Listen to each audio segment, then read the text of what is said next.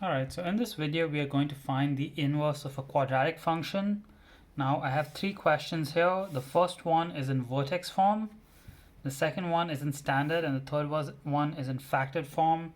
The methods are kind of similar but just slight differences. That's why I have one example of each. Let's start with the vertex form. So for the inverse of a function, if it's in vertex form, I just flip my x and my y. So it's x equals 3 y minus 1 square plus 7.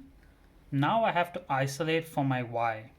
I'm going to start by moving the 7 over. So x minus 7 equals 3 y minus 1 square. Next I'll divide the 3 on the other side. So x minus 7 over 3 equals y minus 1 square. Next I need to get rid of the square, so I will square root both sides. Now remember, when you square root you need to put a plus or minus outside. So I'll continue over here, plus or minus square root x minus 7 over 3 equals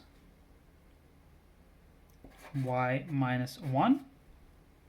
And finally I need to move the 1 to the other side, so plus or minus x minus 7 over 3 plus 1, and instead of writing y over here, I'm just going to write f inverse of x. So this is my inverse function.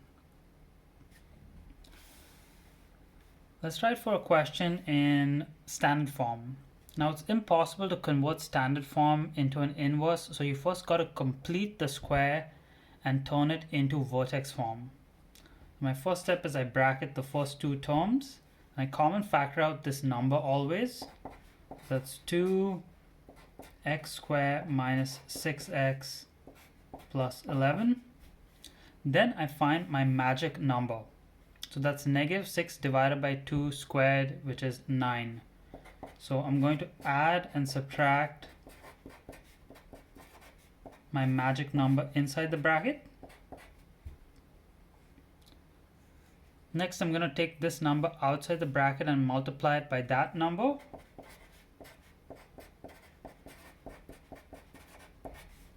So this becomes negative 18 plus 11.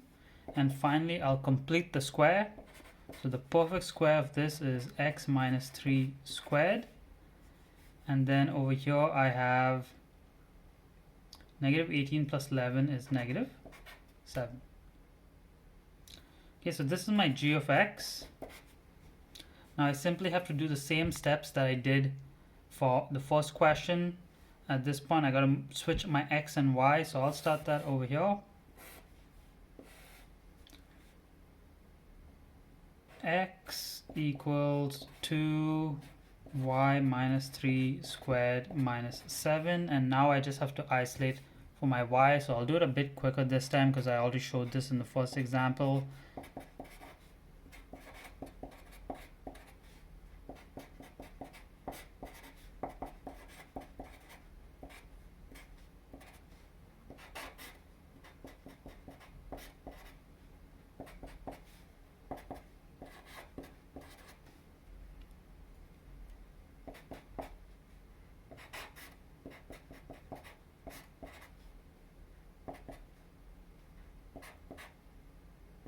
Plus 3 equals g inverse of x. So that's my g inverse of x right over there. Basically did the exact same steps in the first question once I got the equation to vertex form. Okay, and then let's take a look at the third question in factored form. Now if you have factored form, the first thing you need to do is convert this factored form into standard form. I'm going to FOIL out my two brackets. So that's x squared plus 2x minus 4x minus 8. And then I'll combine like terms. So that's x squared minus 4x, 2x minus 8. Now I simply have to complete the square on this over here. So let's do that next.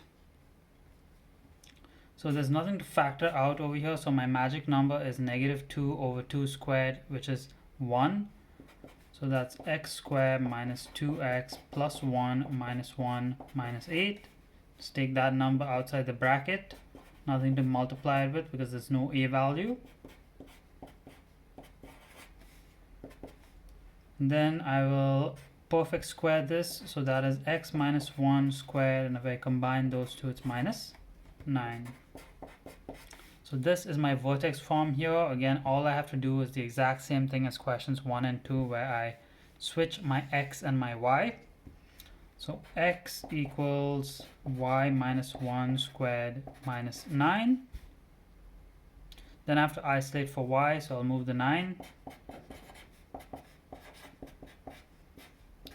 I'll get rid of the square by square rooting, plus or minus when you do that. Now I'll move the 1 over.